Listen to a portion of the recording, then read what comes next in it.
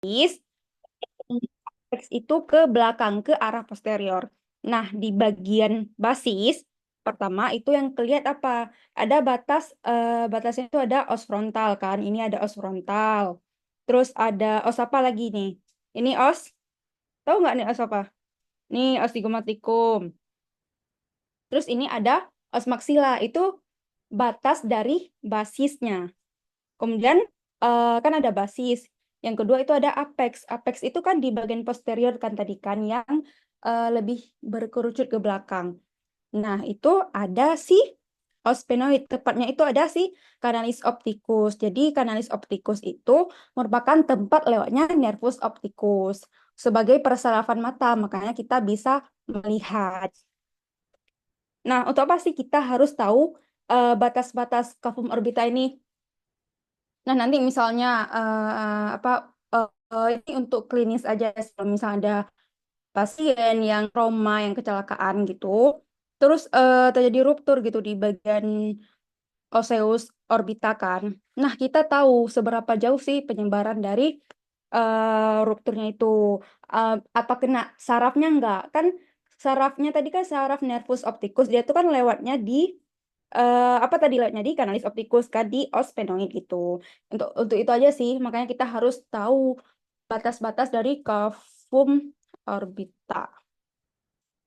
Terus yang ketiga itu ada atap. Yang pertama basis, yang kedua apex. Berarti basis apex tuh ingat aja kayak anterior, posterior gitu. Kemudian ada atap, atap kan superior. Nah, atap, si os frontal dia juga termasuk ke bagian atap. Os frontal sama satu lagi itu ada os penoid. Setelah atap berarti ada dasar. Nah, kalau misalnya dasar berarti osseus ataupun tulang-tulang yang ada di bagian bawah si bulbus okulinya. Apa aja tuh? Ada os zygomatikum juga, selain dia termasuk ke batas basis tadi kan os zygomatikum. Ini os maxilla. Terus ada os palatin. Os palatin itu kelihatan kalau misalnya apa ya, potongan sagital. Jadi yang ada dua lamina itu lamina horizontal sama lamina perpendikularis. Nanti coba kalian lihat lagi. Yang dia ada plate-platenya itu. Terus ada lateral. Nah, kalau misalnya lateral itu os frontal juga, terus os zygomatikum sama os sphenoid. Kemudian ada medial, medial ada 4, ada os maxilla, kemudian ada os lacrimal, os ethmoid, sama os sphenoid. Ini kalian juga harus paham kalau misalnya apex orbita itu memisahkan antara cavum orbita ini sama bagian belakang. Nah, bagian belakang itu udah termasuk ke fossa cranii anterior. Jadi si apex orbita ini, apex orbita, dia itu memisahkan antara cavum orbita, cavum ini yang tempat letaknya si bulbus oculi, dengan yang ada di belakang si sphenoid itu, fossa cranii anterior. Nanti kalian akan bahas lebih lanjut lagi juga. Kemarin sebenarnya udah kan di bagian os, di bagian saraf kayaknya juga bakal belajar lagi nanti. Nah, ini bentuk kafum orbita seperti piramida yang mengerucut ke belakang. Makanya yang di belakang itu apex, yang di bagian depannya itu basis. Kemudian ini ada struktur eksternal dari mata. Ini ada supersilia.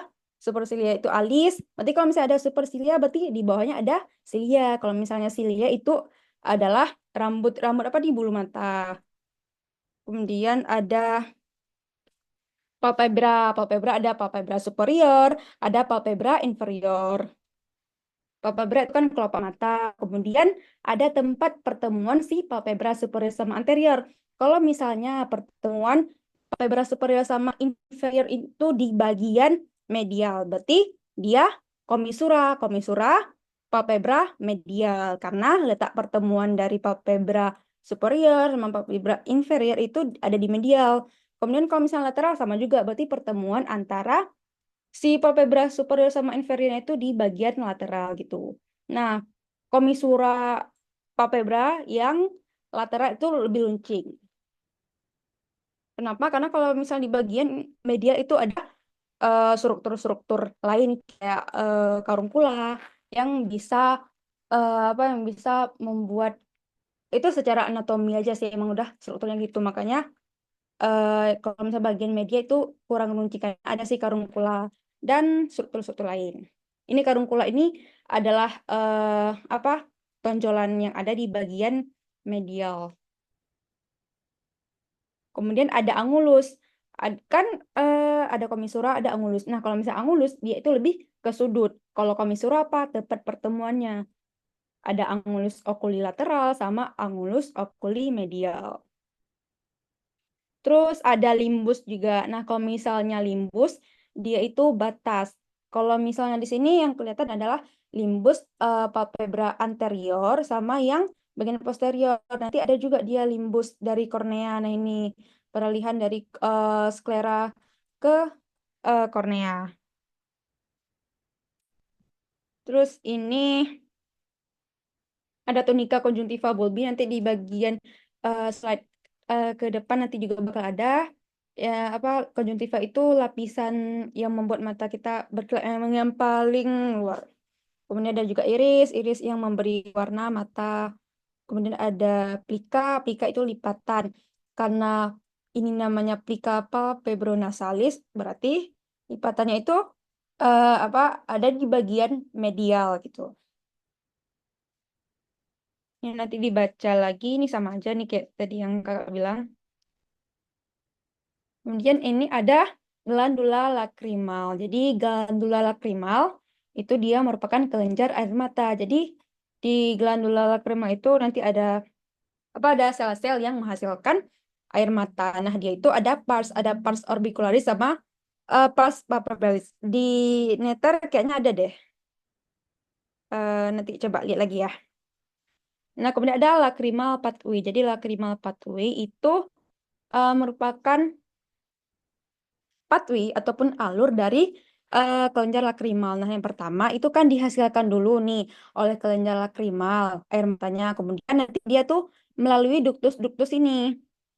Katanya di sini ada 12 buah, tapi normalnya 12.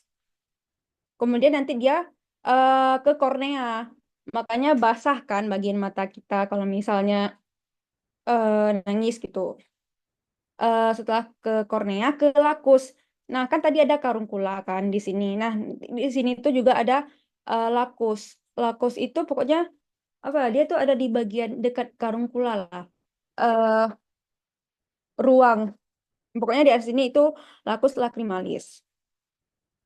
Kemudian setelah ke lakus, dia ke punctum, ke puncta. Ada superior, ada yang inferior. Kemudian setelah punctum ke canaliculi. Sama juga ada superior sama inferior. Kemudian masuk ke sakus lacrimal. Setelah sakus lacrimal, terus masuk ke ductus nasolacrimal. Nah, dari ductus nasolacrimal itu masuk ke meatus nasalis inferior. Terus dari meatus nasalis inferior ini juga kita udah belajar kan. Nanti coba dilihat lagi juga sebelum praktikum. Masuk ke kavnasi. Makanya terkadang kalau misalnya kita eh, nangis itu bisa juga keluar air dari hidung. Inilah pathway-nya. Ini ada palpebra, jadi palpebra itu kan kelopak mata. Fungsinya apa? Untuk membuka dan menutup mata. Nah, kan palpebra tadi ada superior, ada yang inferior. Nah, yang superior itu letak apa lebih lebar ukurannya dan lebih dominan dibandingkan dengan palpebra inferior. Makanya kalau misalnya kita ada refleks menutup mata, kalau misalnya ada debu kan pas masuk debu kan pertama respon sensorik dulu kan baru nanti motoriknya yang motoriknya itu merupakan mekanisme ketika kita menutup mata kita. Nah, yang kelopak mata tutup kita itu kan lebih dominan si palpebra superior karena dia juga lebih lebar gitu. Nah, ini kan komisura. Komisura itu tempat pertemuan dari palpebra superior dan inferior. Nah, tadi komisura lateral dia lebih tajam dari medial. Nah, ini kan pada komisura medial dia terdapat lacus lacrimalis. Oh, berarti lacus lacrimalis itu adalah rongganya. Nah, di situ ada karunkuli lacrimalis. Karunkuli itu yang mana? Yang tonjolan di komisura palpebra medial.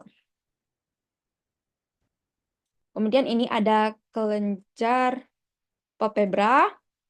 Apa sih fungsi kelenjar? Fungsi kelenjar untuk membasahi dan juga memperlicin mata supaya kornea tidak kering dan juga menghindari debu. Jadi kalau misalnya kering itu apa lebih sensitif dan juga lebih perih. Artinya pertahanan em, mata kita itu berkurang gitu. Nah, ada beberapa kelenjar di sini ada 5. Ada kelenjar sebasea, ataupun sebum itu kan kelenjar minyak. Nah, itu berarti dekat folikel rambut. Kemudian ada kelenjar sudorifera, itu kelenjar keringat. Kemudian ada kelenjar mole, dia itu menyekresi si imunoglobulin A, musin 1, dan juga lisosom. Nah, fungsinya itu hampir sama kayak kelenjar Zeiss, yaitu pertahanan terhadap bakteri dan juga antiseptik. Cuman yang bedanya itu apa? Yang bedanya itu letaknya sama kekuatan pertahanannya. Kemudian ada kelenjar meiboom atau kelenjar tarsus. Jadi kelenjar tarsus ini nanti dia terletak di tarsus. Nanti ke depannya bakal ada. Dia itu merupakan modifikasi kelenjar sudorifera yang berfungsi agar air mata tidak tumpah-tumpah.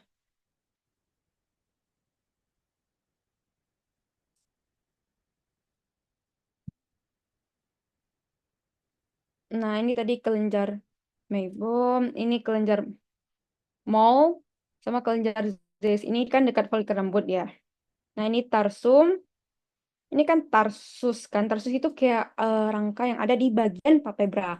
Nah, di dalamnya itu ada si kelenjar tarsus ataupun meibomian gland.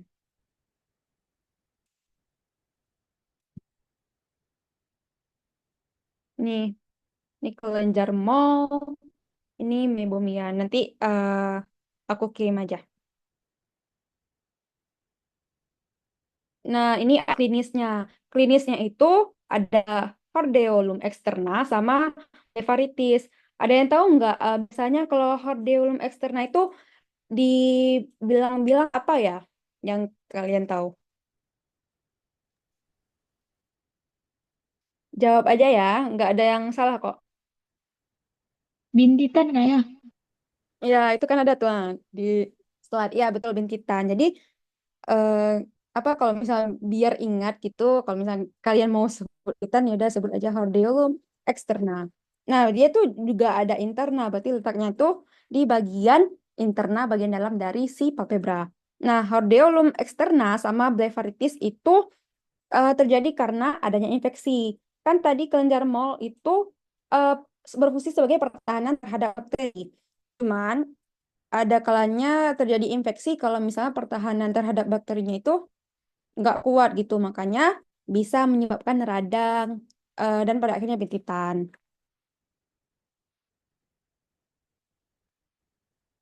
Kalau misalnya blefaritis itu dia lebih ke penyumbatan. Tapi juga bisa bisa juga karena infeksi. Nah, karena penyumbatan kelenjarnya makanya bisa menyebabkan apa dia tuh sama-sama juga bintitan. Oh, nggak bintitan itu lebih padang dan merah. Cuman kalau misalnya bintitan itu lebih ke hordeolum eksternal, lebih kayak ada tonjolan gitu. Nah, terus itu merupakan rangka dari palpebra. Kemudian ini ada otot dari palpebra. Ada 3 otot. Ada musculus ocularis oculi, pars palpebra, kemudian ada musculus levator palpebra, sama musculus major. Nah, kalau misalnya musculus orbicularis oculi, pars palpebra, kan musculus orbicularis oculi itu salah satunya pars itu pars palpebra kan. Dia itu diperserafi oleh nervus 7. Nah, kalau misalnya untuk inervasi ini akan kalian pelajari di akhir nanti. Cuman gak apa-apa, nanya setengah aja biar ke depannya makin mudah gitu. Jadi nervus 7 itu adalah nervus facialis. Fungsi dari muskulusnya itu apa? Menutup mata. Nah, kalau misalnya mata kita nggak bisa tutup, itu eh salah satu ciri-ciri dari langoptamus. Jadi langoptamus itu mata kita nggak bisa kita tutup. Jadi apa ya, kebuka gitu. Kemudian ada musculus levator palpebra. Kalau misalnya tadi musculus orbicularis oculi pars palpebra untuk menutup mata, yang buka mata itu musculus levator palpebra karena dia mengangkat si palpebra sehingga mata kita itu terbuka. Nah, dia itu oleh nervus cranial nerve 3. Sama juga kayak musculus Mueller. Nah, kalau misalnya kita nggak bisa buka mata itu klinisnya ptosis. Kalau langoptamus nggak bisa tutup mata, kalau misalnya nggak bisa buka itu ptosis. Ini musculus Mueller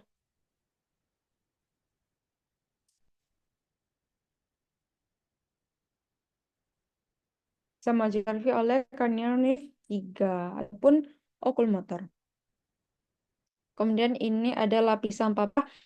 Pertama itu kutan, yang paling luar tuh kan epidermis. Ini epitelnya nanti di ingat-ingat lagi kan udah di histo juga.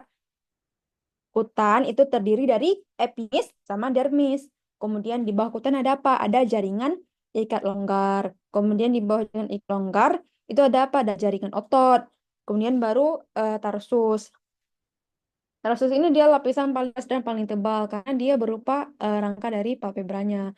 Kemudian ada fasia dan ada konjungtiva.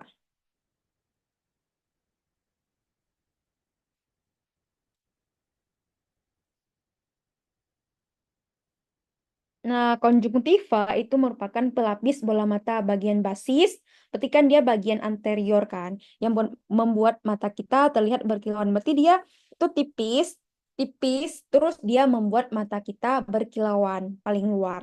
Itu konjungtiva. Nah, konjungtiva itu ada konjungtiva palpebralis. Nah, kalau misalnya konjungtiva palpebralis, berarti dia itu letaknya di palpebra. Ada inferior, ada superior. Kemudian ada konjungtiva bulbi. Dia melapisi basis bulbi. Apa nih bulbi? Apa bulbus oculi bola mata. Berarti dia lapisan tipis yang membuat terlihat berkilau dan sisi bulbus. Kemudian ada nih peralihan dari konjungtiva palpebra sama konjungtiva bulbi, bulbi. Itu fornix konjungtiva. Jadi kalau misalnya ditanya peralihan dari konjungtiva palpebra atau konjungtiva tarsal ke konjungtiva bulbi apa? Fornix konjungtiva. Tuh. Kalau dari image-nya. Ini ada konjungtiva bulbi. Kemudian ini ada konjungtiva palpebra. Ini bulbi, ini palpebra, ini berarti fornixnya.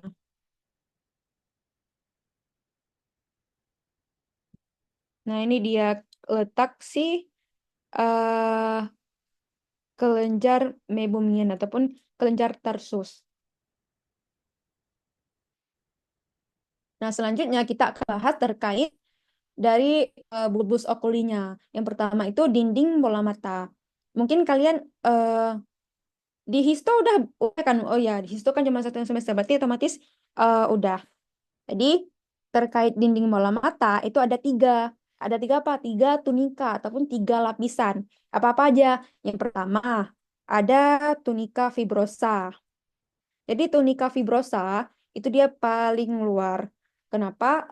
Karena dia keras, makanya dia letaknya paling luar. Nah, di tunika fibrosa itu terdiri dari belakangnya itu keras, namanya. Kalau misalnya dia udah ke kornea, kan ini kan kornea di bagian depan nih.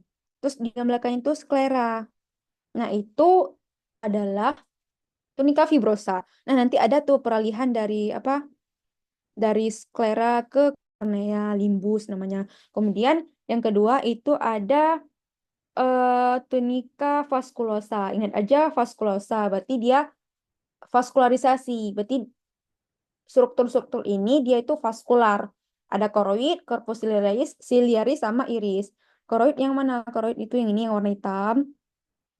Dia itu vaskular. Kemudian ini ada apa? Ada corpus ciliaris. Nanti corpus ciliaris itu ada bagian-bagiannya lagi. Kemudian ada iris. Yang biru ini iris. Ada di bagian depan si lensa. Kemudian ada yang ketiga itu ada tunika nervosa ataupun lapisan retina. Nah, tunika nervosa namanya aja nervosa. Berarti dia itu menerima rangsangan sensorik. Artinya dia itu sensitif terhadap rangsangan retina yang merah ini. Berarti ada tiga tunika. Ada tunika fibrosa yang paling luar yang terdiri dari sklera di belakang. Kemudian di bagian anteriornya itu ada kornea. Terus nanti peralihan dari sklera ke kornea itu ada limbus. Kalau misalnya di bagian apa? Kalau misalnya kita lihat secara kalau kita lihat mata secara umum gitu, apa antara putih sama si bagian hitamnya itu limbus kornea.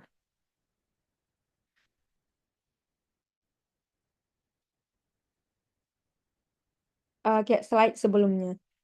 Kemudian yang kedua tadi ada tunika vaskulosa. Vaskulosa berarti dia strukturnya banyak vaskular gitu kan. Ada apa aja? Ada koroid. Terus ada corpus ciliaris. Nanti corpus ciliaris itu ada processus ciliaris, ada musculus ciliaris, satu lagi eh apa? Nanti di depan juga ada. Terus yang ketiga itu ada pars nervosa. Berarti pars nervosa dia nervus. Maksudnya dia apa? Dia sensitif terhadap rangsangan. Itu ada apa? Retina cuman. Kemudian kan ini udah dinding bola mata. Kemudian ada chamber. Chamber okuli, ruang bola mata. Ada tiga chamber. Ada kamera okuli anterior, kamera okuli posterior, sama vitreous chamber. Nah, kalau misalnya kamera okuli anterior, dia letaknya itu di belakang kornea. Kan ini kornea tadi kan. Nah, yang di belakangnya. Kemudian dia di depan iris. Di sini. Ini kamera okuli anterior. Kalau misalnya kamera okuli posterior, dia di belakang iris, di depan si lensa ini. Nah, kedua kamera okuli ini, anterior posterior menghasilkan humor aqueous. Kalian udah belajar juga kayaknya di histologi, cuman nggak apa-apa. Review aja. Kemudian kalau misalnya di belakang yang paling besar ini namanya chamber yang menghasilkan vitreous humor. Nah, bedanya apa? Ada yang tahu nggak beda vitreous humor sama aqueous humor? Kan udah belajar kan ya? Kalau apa nggak salah kok nggak ada yang salah. Ada yang berani jawab nggak atau mau? Sesuatu yang menutrisi mata ya kak. Iya ya, kalau betul-betul. Kalau misalnya ini dari konsistensinya yang kira-kira lebih apa ya? Lebih konsistensinya yang lebih padat itu siapa? Yang lebih cair siapa? Tahu nggak? Mungkin kalian tahu, cuman malu aja. Pokoknya kalau misalnya apa? eh sumur aku itu eh kayak aqua gitu kan air dia tuh lebih konsistensinya lebih clear dibandingkan dengan humor aqueous. Tadi siapa ya yang jawab ya? Saya kak. Namanya siapa? Garda. Iya kak Garda. Oke, makasih Garda.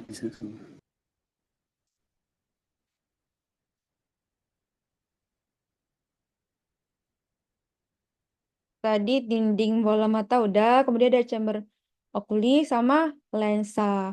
Ini lensa. Nah, lensa itu transparan, kemudian bentuknya itu biconvex, fleksibel, bersih, dan avaskular. Ingat ya kalau misalnya lensa itu dia avaskular. Ingatnya aja karena dia transparan, berarti dia nggak ada vaskularisasi gitu. Lensa itu difiksasi oleh ligamentum. Namanya apa? Ligamentum suspensorium atau nama lainnya zonulazin. Nah, kalau misalnya ditanya nama lain dari ligamentum suspensorium apa, jadi harus tahu ya jawabnya apa. Nah, lensa itu berfungsi untuk akomodasi supaya cahaya itu tepat jatuh di retina. Kemudian ada sklera. Sklera itu bagian putih mata. Lapisan terluar dari bulbus okuli keras dan juga buram. Itu terdiri dari jaringan fibrosa kan, makanya dia terkeras pada bulbus okuli. Nah, di daerah posterior dari si bulbus okuli, tepatnya di bagian retina, itu ada si cribrosa. Jadi kibrosa itu merupakan tempat terlemah dari sklera dan dilalui oleh nervus opticus dan arteri ophthalmica. Jika terjadi peningkatan intrakarnial atau tekanan intraokuli, maka kibrosa akan terdorong.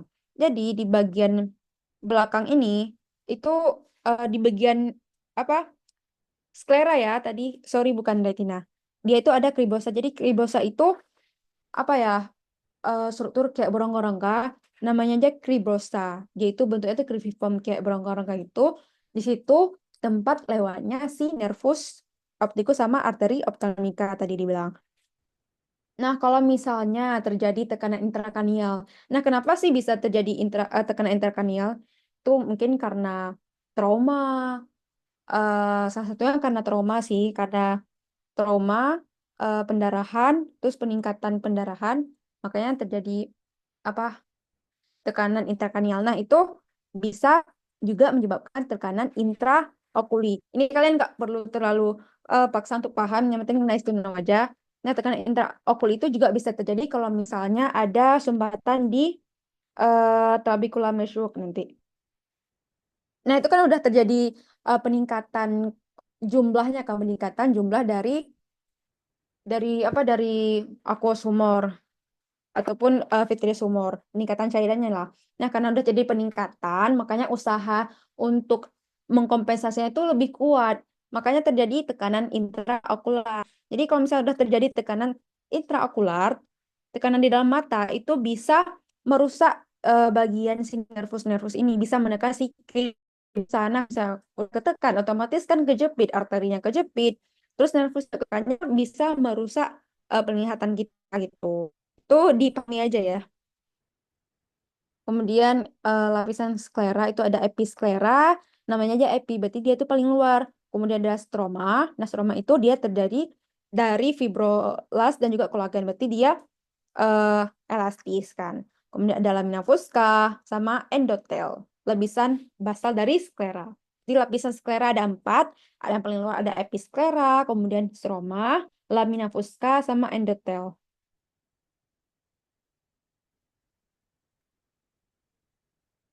Kemudian otot penggerak bola mata. Jadi otot penggerak bola mata itu ada 6. Ada dua jenis dia, ada rectus sama oblik. Kalau misalnya rectus dia ada 4.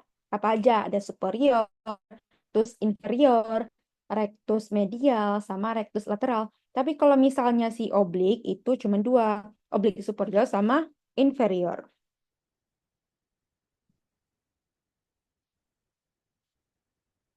Ini dia. Ini rectus superior, rectus inferior, rectus medial, rectus lateral. Nanti kalau misalnya kalian perlu fotonya, kabarin aja. Kemudian ini ada si, ada yang tahu nggak ini apa?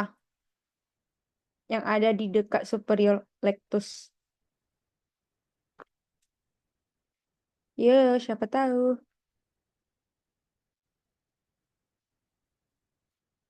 Ada yang tahu nggak?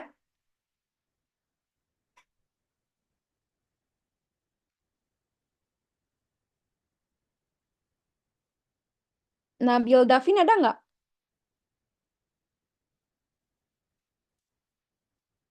Halo Nabil, Nabil Davin.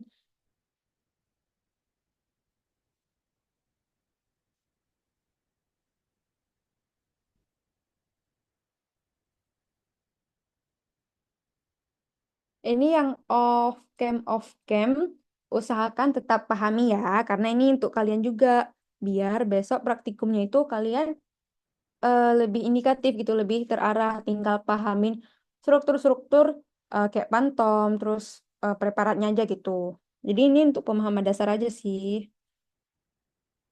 Mana Nabil?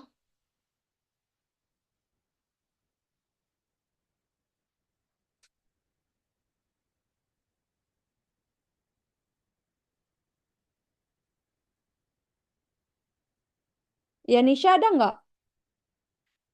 Ada, Kak. Oke, ini tahu nggak? Ini apa ya? Kan kalau ini rectus superior, tapi kalau misalnya ini apa ya? Itu nggak kelihatan, Kak. Apa sih kursor apa nunjuknya? Yang mana ya, Kak? Oh iya, nggak kelihatan dari Iya, tadi nggak kelihatan. enggak. Kenapa nggak bilang kan? Ini masih di PPT kan, Kak? Itunya layarnya. Oh lah, sebentar. Jadi gambar yang aku tunjukin Hmm. tadi juga nggak kelihatan ya? Enggak, Kak. Oke, oke, bentar ya. Nanti gambar-gambar yang tadi aku udah tunjukin tuh sebenarnya ingetin minta ya. Oke, Kak. Yes, Nih, Kakak. udah kelihatan belum? Udah, Kak. Oke, aku ulang aja ya. Jadi, eh, apa otot-otot penggerak bola mata itu ada enam. Enam, ada dua jenis dia. Empat si rectus, dua lagi si oblik. Nah, yang rectus itu dia kan empat tadi. Apa aja tuh? Superior, inferior, medial, lateral. Tapi kalau misalnya oblik, dia cuma dua. Inferior, inferior, inferior sama superior. Kak. Jadi ini tadi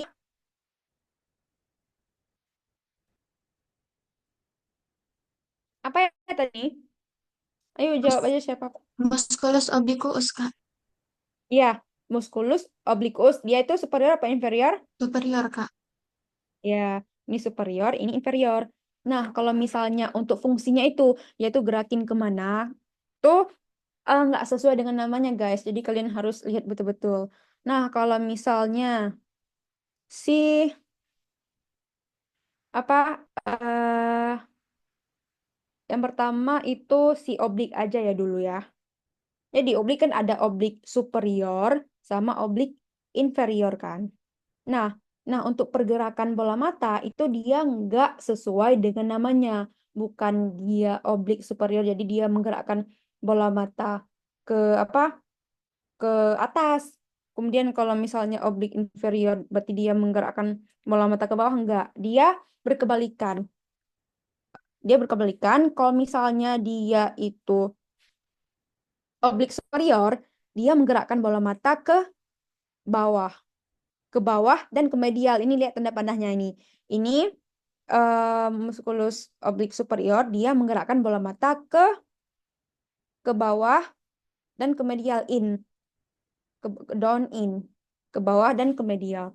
Kalau misalnya apa musculus oblik inferior bukan berarti dia menggerakkan bola mata secara oblik ke inferior, tapi dia berkebalikan sama juga kayak oblik superior yang berkebalikan juga.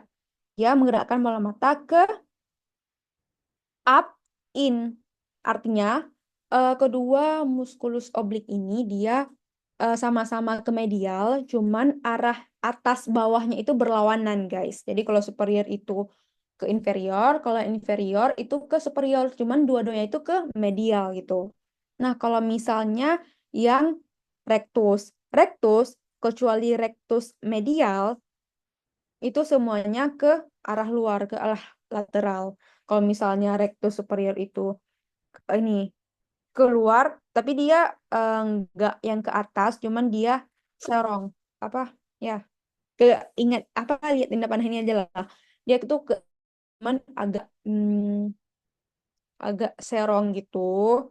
Terus kalau misalnya lateral baru lurus sama juga kayak medial, cuman kalau medial itu ke arah medial sama inferior. Inferior itu ke bawah, cuman nggak ke bawah sini, tapi ke arah serongnya juga, tapi ke lateral. Nah, berarti kalau misalnya rectus dia semua ke lateral kecuali yang medial. Kalau misalnya yang oblik dia ke medial dan arahnya itu berlawanan dengan namanya. Ada yang belum paham nggak ini? Kalau yang ada yang mau tanya, nggak apa-apa ya, interupsi aja.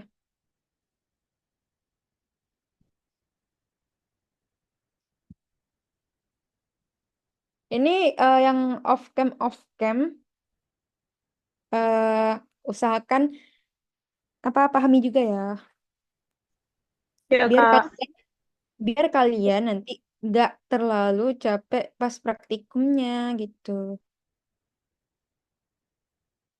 Ini udah kelihatan belum? Kelihatan, Kak. Udah, Kak. Oke. Kak, izin Iya. mau nanya kan itu di PPT yang rectus superior sama inferior kan itu tulisannya ke atas bawah sama ke medial. Terus kan tadi Kakak bilang itu harusnya kan ke lateral. Berarti itu salah ya, Kak? Iya, berarti salah. Seharusnya ke lateral. Oke, baik, Kak. Terima kasih. Ya, makasih ya. Apa jadinya ke notice ke teman-teman lain juga. Siapa tadi? Zahratul ya? Cut Maura, Kak. Sorry. Maura, makasih Cud Maura. Oke, nah sekarang Stamusculus ada inervasi. Jadi inervasi yang ini dia berfungsi untuk menggerakkan si bola mata ini. Jadi apa ya? Kan pertama itu sensorik dulu kan. Sensorik itu nanti kalian sebenarnya juga akan belajar sih, cuman nggak apa-apa nih aja. Pertama tuh ada sensorik. Sensorik itu apa ya? Sinyal pertama kali gitu sebelum kita melakukan aksi. Nah, kan udah ada sinyal tuh, sinyal sensorik. Artinya sensor dia sensor untuk melakukan sesuatu gitu. Nah, setelah sensorik baru motorik. Nah, di motorik ini nanti dia akan dibantu oleh si persarafan-persarafan ini. Dia tuh berbeda, maksudnya nggak satu nervus, ada 3 cranial nerve. Nah, khusus untuk nervus cranial nerve 4 sama 6, dia itu menginervasi si satu-satu. Ini cara mudah ingatnya, L4, L6 semuanya nggak mudah juga sih, cuman kalian ingat aja huruf-huruf sama angkanya.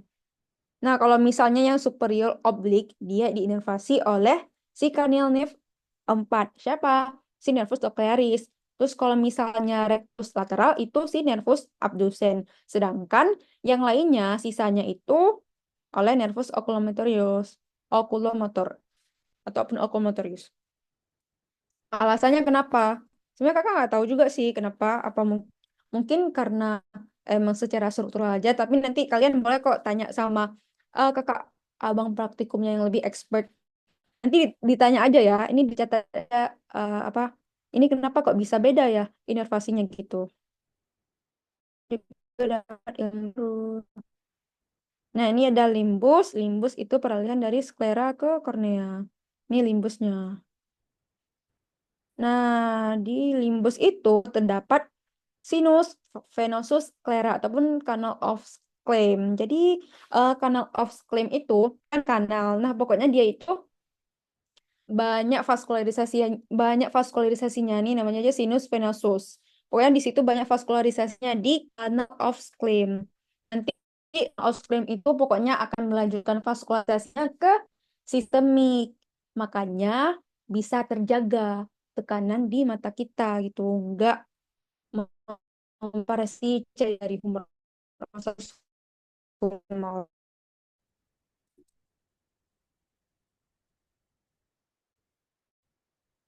Ini trabecular shock,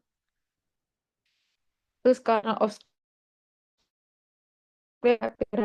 pathway dari apa dari eh, humor sih dari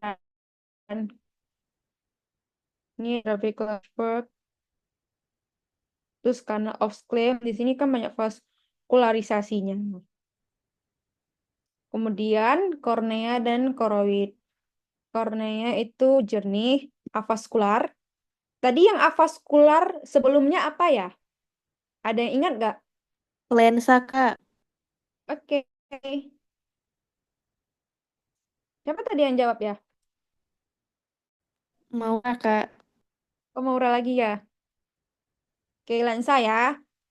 Kornea avaskular, lensa juga vaskular. Ini apa bedanya letaknya? Tapi kalau misalnya di kornea dia itu banyak saraf.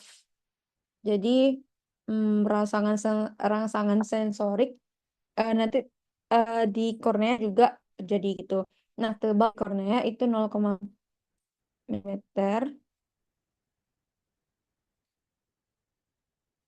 Nah, kemudian masih menjadi eh, struktur refraksi terdepan. Jadi dia mengatur apa cahaya yang masuk. Nanti setelah kornea baru lensa. Nah, itu dia yang mengatur supaya refraksi ataupun cahaya itu tepat jatuh di retina. Pokoknya di adaptor namanya, pokoknya di apa povea, pokoknya di makula lutea gitu. Supaya nervus opticusnya itu indikatif, maksudnya bisa betul-betul terangsang dan merepresentasikan apa yang kita lihat gitulah. Nah, karena si kornea avaskular, berarti otomatis dia nggak dapat. Nah, nggak ada pengularannya, yang didapatkan dari limbus, kemudian dari air mata. Makanya tadi pas kita apa? Pas kita bahas lacrima patui ada menuju ke si kornea. Selain membasahi, dia juga untuk menutrisi si kornea karena dia avaskular. Kemudian dari humor aqueous juga benar tadi kayak si apa Garda bilang kalau misalnya humor aqueous itu sebagai pemberi nutrisi. Siapa yang hasilin si corpus ciliaris? Ada yang tahu nggak siapa tepatnya? Kan yang hasilin humor aqueous itu si corpus ciliaris. Nah, tepatnya itu siapa ya?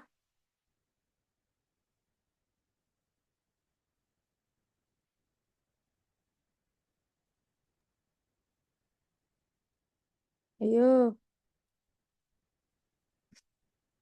anyone know? Tepatnya itu si processus ciliaris. Kemudian ada juga salah satu pembuluh darah, arteri ciliaris anterior. Nah, ini ada lapisan kornea, dibaca aja. Nah, sedangkan koroid itu sangat vaskular, sangat vaskular, sangat vaskular ya. Koroid itu sangat vaskular. Ini bukan avaskular, ini vaskular.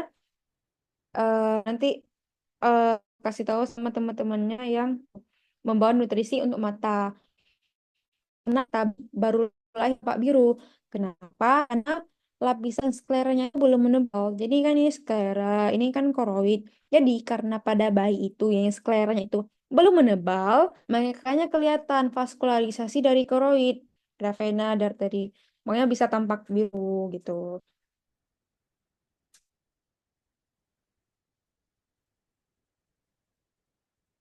Apa biru? Cuman ini gini, apa kan vena itu nggak warna biru kan?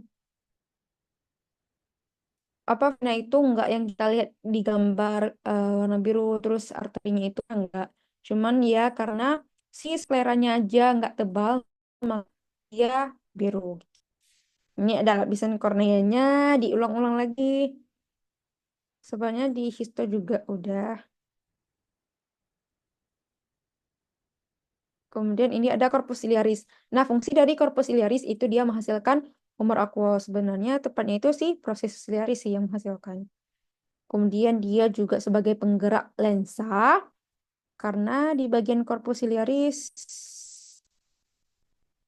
itu ini nanti kan ada si zonula zen tadi, ada ligamentumnya, makanya bisa menggerakkan si lensa dan juga bisa menjadi penggantung si lensa. Kemudian dia juga menghubungkan koroid iris. Ini iris, terus koroidnya itu di belakang. Kemudian si corpus ciliaris, dia itu kan ada bagian tadi kayak aku bilang. Yang pertama tuh ada corona ciliaris. Nah, corona ciliaris itu merupakan pars depannya. Kemudian Yang kedua itu ada musculus ciliaris. Nah, musculus ciliaris itu dikontrol oleh cranial nerve oculomotor. Berarti cranial nerve 3 yang mengontrol dari pergerakan si musculus ciliaris. Kemudian ada juga si processus ciliaris. Processus ciliaris itu pars plicata. Nah, jadi kalau misal pars plana itu corona ciliaris, kalau misal processusnya itu pars plicata. Nah, di pars plicata ini terdapat serabut-serabut bergantung yang disebut dengan zonulazin atau zonula ciliaris atau ligamentum suspensorium sebagai penggantung dari si lensa. Nah, ini nanti kalau misalnya ora serrata itu dia kayak apa ya? Dia itu kayak bentar, sini nggak ada gambarnya. Kayak melengkung-melengkung gitu dia. Si ora serrata itu yang apa ya? Yang jadi pembatas antara eh dia di sini. Kalau nggak salah, pokoknya dia tuh penghubung antara anterior chamber sama posterior. Sifilus.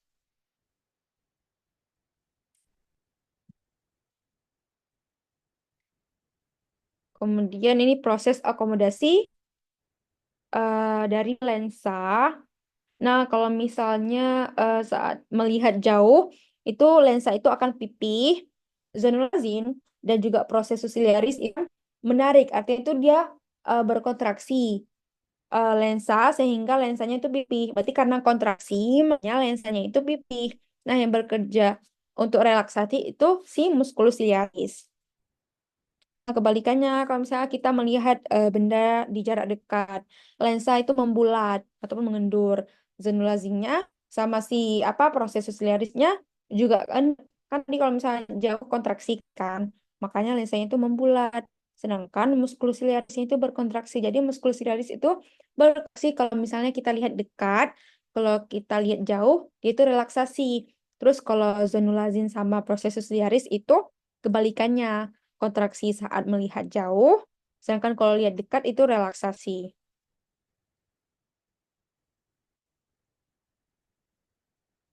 Nah, kalau misalnya terjadi peradangan di koliaris itu namanya siklitis. Next aja sih, cuman harus tahu juga. Ini iris dan pupil. Nah, kalau misalnya cahaya terang, iris itu dia ini iris kan nih. Ini iris, ini pupil. Itu akan berkontraksi. Nah, yang kerja kontraksi itu siapa? Si musculus sphincter pupil ataupun circular muscle of iris. Nah, kalau misalnya cahaya gelap, irisnya itu berdilatasi. Artinya itu dia rileks, itu nggak perlu berkontraksi. Itu siapa yang kerja oleh musculus dilator pupil ataupun radial muscle of iris. Jadi kalau misalnya radial muscle itu saat gelap, kalau misalnya circular muscle itu saat terang. Makanya kalau misalnya apa ya, kalau misalnya disenterin gitu mata kita kan, eh, makanya mengecil ya mengecil mengecil apa sih pupil. Pupilnya mengecil. Nah, iris itu mengandung melanin. Semakin banyak melanin, maka makin hitam iris. Jadi kalau misalnya semakin dikit, semakin biru. Ada yang tahu nggak ya melanin itu apa? Ini off cam aku tanya ya.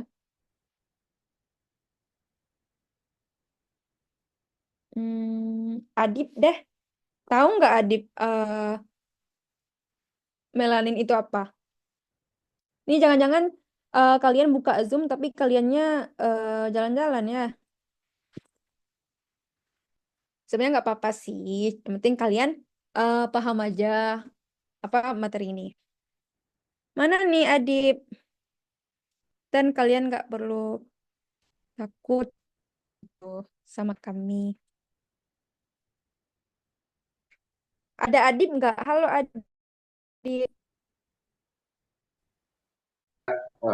Setahu adik kalau Hah? nggak salah melanin itu zat yang eh, intinya dia mengandung pigmen gitu kak. Kalau semakin banyak dia akan terlihat lebih hitam daripada warna yang aslinya gitu kan. Ya, pinter.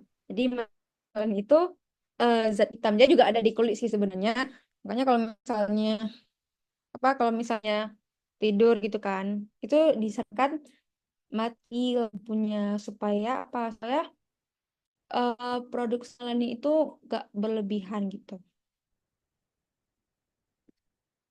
Dia ada chamber bulbous Oakley ini udah kan. Kemudian ini ada humor aqueous pathway. Humor aqueous itu tadi di kamera okuli apa ya?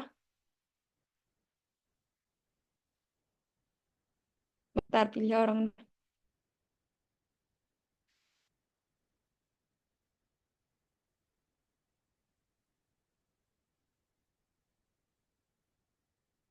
Ada Syarifah Dewi Ginting.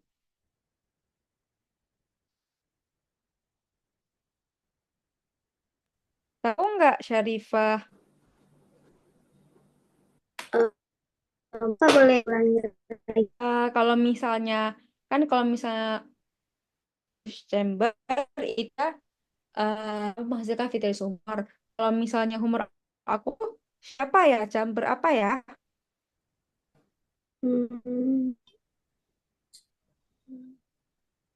Dengar nggak tadi? tadi ada sih.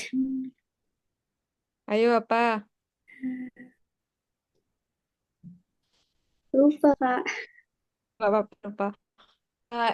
Apa kamera okuli anterior sama posterior. Nah, walaupun namanya itu posterior, dia cuman letaknya juga apa ya? Juga di depan si lensa. Jadi apa? Kakak tanya-tanya ini biar kalian juga apa ternotis lagi gitu. Jadi nggak perlu takut, jawab aja. Kalau misalnya nggak tahu bilang aku gitu. Biar aku bisa ulang lagi. Kemudian ini ada humor aqueous pathway. Kan tadi dihasilkan oleh corpus ciliaris. Katanya si processus ciliaris.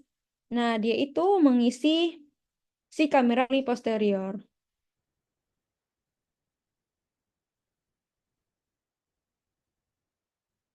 Mengisi kamera okulipterial dulu, terus mengalir ke iris, kemudian dari iris ke pupil. Nah, di pupil dia masih bagian anterior dari kamera okuli, baru limbus, specular meshwork, sinus venosus sclera, baru venous anterior. Nama lain dari sinus venosus sclera apa ya? Biar cepat selesai. Canal of Clem ya, Kak. Iya, betul. Jadi nama lain dari sinus venosus sclera adalah kanal Clem. Ini nggak ada gambarnya nih. Nah, kan tadi ditekan oleh proses ciliaris di korpus kan. Umur aku itu baru kamera okuli posterior. Di kamera okuli posterior nanti dia kemana lagi? Ke iris, setelah ke iris, setelah ke pupil, ke kamera okuli anterior. Ini kan iris, kan tadi kamera okuli posterior, kemudian iris, kemudian setelah iris ke pupil, nah baru ke okuli. Nah dari kamera okuli anterior nanti dia menuju ke limbus, baru trabecular meshwork.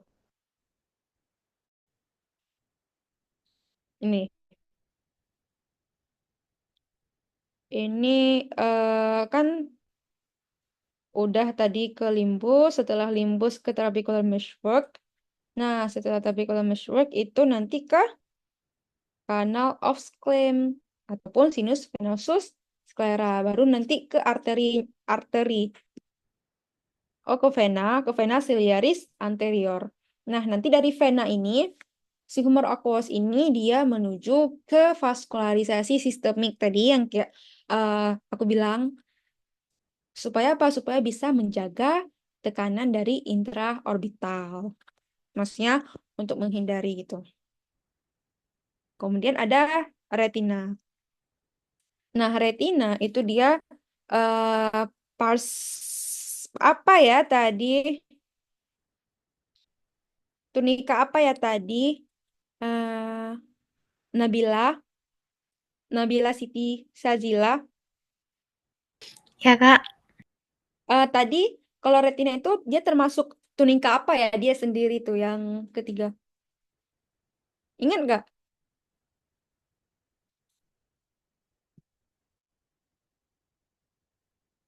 Serosa ya, Kak. Serosa? Apa itu serosa? Ayo ingat lagi apa? Apa lupa ya? Ada yang bisa bantu? Tunika neuralis bukan, Kak? Ya, Nekrosa, Kak. ya, tunika neuralis atau tunika nervosa.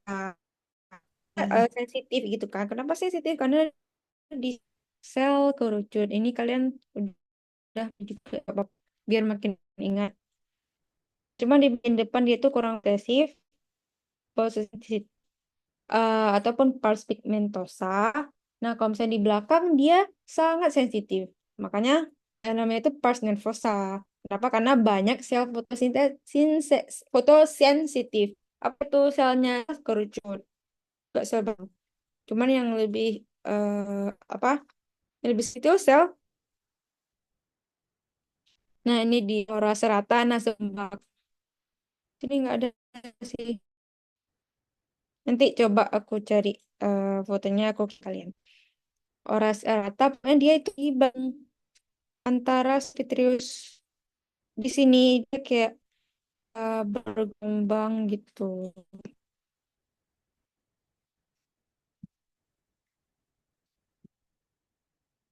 kayak berombak. Nah, di bagian posterior dari si retina itu ada namanya makula ya ataupun blind spot. Di blind spot ini, di pusatnya itu fovea sentis. Lalu itu kan banyak mengandung sel kerucut, dia tidak matang sehingga menjadi tempat penglihatan paling tajam. Jadi kalau misalnya ditanya tempat penglihatan paling tajam itu di mana? Sebenarnya jawab retina yang tepat sih. Jawabnya itu makula lutea tuh. Pun kalau misalnya nggak ada jawab lutea, sentralis. Soalnya seingatku ini pernah keluar di UAS semester 2. Dan lagi karena agak jebak gitu.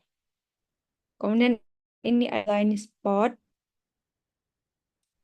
Ini blind spot dan itu ada makula lutea. Ini ada blind spot ataupun papilla opticus ataupun nama discus opticus. Biasa sering disebutkan discus opticus ataupun blind spot ataupun optik disc 3 ini sering disebut. Dia itu tidak mengandung sel fotosensitif sama sekali. Sehingga dia bukan menjadi kelihatan paling tajam. Nah, fungsinya apa? Fungsinya cuma meneruskan sinyal ke corneal nervus opticus. Ini ada lapisan dari retina, ada epitel berpigmen. Ini bisa baca lagi. Kemudian ini ada visual pathway. Kalian fisiologi udah masuk ke ini belum? Ke visus-visus gitu? Belum, Kak. Oh, belum ya. Jadi, ini ada visual pathway. Sebenarnya yang harus kalian pahami itu adalah nah, ini kan retina, ini kan bulbus oculi. Nah, di belakang bulbus oculi itu di bagian apa tadi namanya itu? Lamina apa? Lamina cribosa. Nanti itu ada nervus opticus. Ini kan nervus opticus nih. Nah, tepat persilangan dari nervus opticus itu namanya chiasma opticum ataupun optic chiasm. Nah, di belakangnya ada optic tract.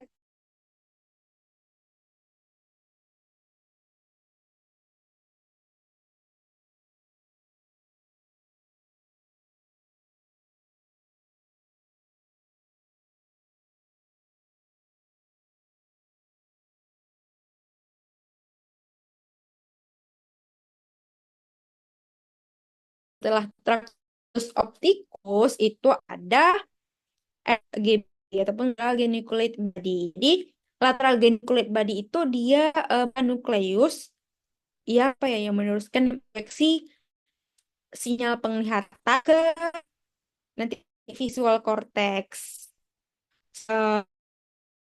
Pada akhirnya ke visual cortex tapi melewati si radiasio optik gitu. Nah, nanti di visual itu tepatnya di lobus ostal. Nah, ini di lobus occipital di area Brodmann 17. Ini ya. Ini nanti kalian